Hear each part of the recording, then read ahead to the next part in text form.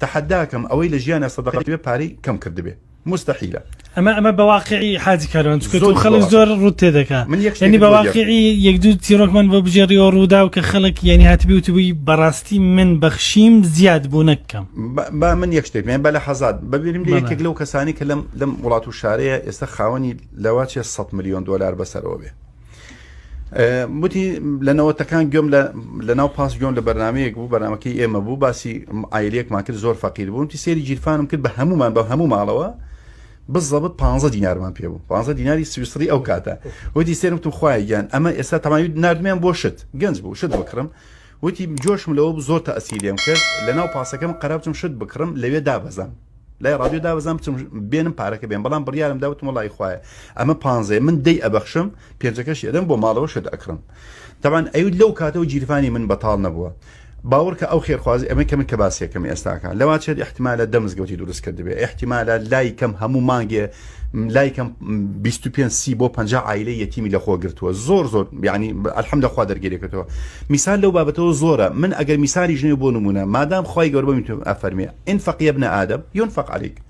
تۆ ببەخشە منیش ئەبەخشم یەکێک لەو کەسانی کە زۆر مەشهورن لە تورکیا کە کابرا ببەخشین 10000 وابزانم ماوە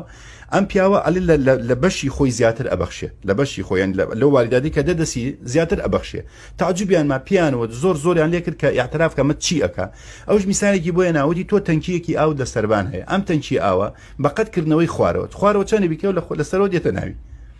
ئەو واتەرپەمپەی بۆ دانراوە انفاق دکتۆر ئادەم یعنی وەکو بیر وایە تۆ ئێستا بیری ئاو عادەتەن وایە ئەگەر ئاوی لێ دەرنەکەی ئەو ئاوە ڕاستە پەنگێتەوە نایەتە دەرەوە ماڵی دنیا ژوایە ئەگەر ئینسان هەی بوو کە لێ نەبەخشی بۆگە نەبێ ئەو ماڵە هیچ ئیسفادەی لێ ناکە کەواتە خوای گەورە ئەوەنە بەڕەحم و بەزەیە ئەفەرمێ دا و مەرضاکم بالصەدەقە واللهی ئافرەت هاتۆتە لام نەخۆشی سەرەتانی هەبووە خەڵکی ئەم شاری هەولێرە بووە دکتۆری ئێرە ئیزنی داوە چووە بۆ ئوردن لە ئوردن ئیزنیان داوە کەستانی و تەواوی تر حیات یعنی بەرەو مردن ئەچێ طبعا باوەڕ سەدەقە و خێرەکەی هێنا بۆ لای ئێمە یارمەتی یەک لەو عایلە نەماندا دایکێک بوو هەردوو چاوی حافظ بوو 5 هەتیوی هەبوو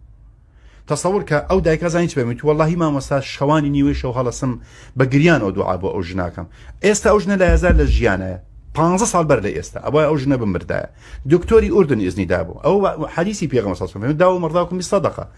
الصدقة تدفع البلاء بلاو مصيبة لسر إنسان لا أداء الصدقة أفرمي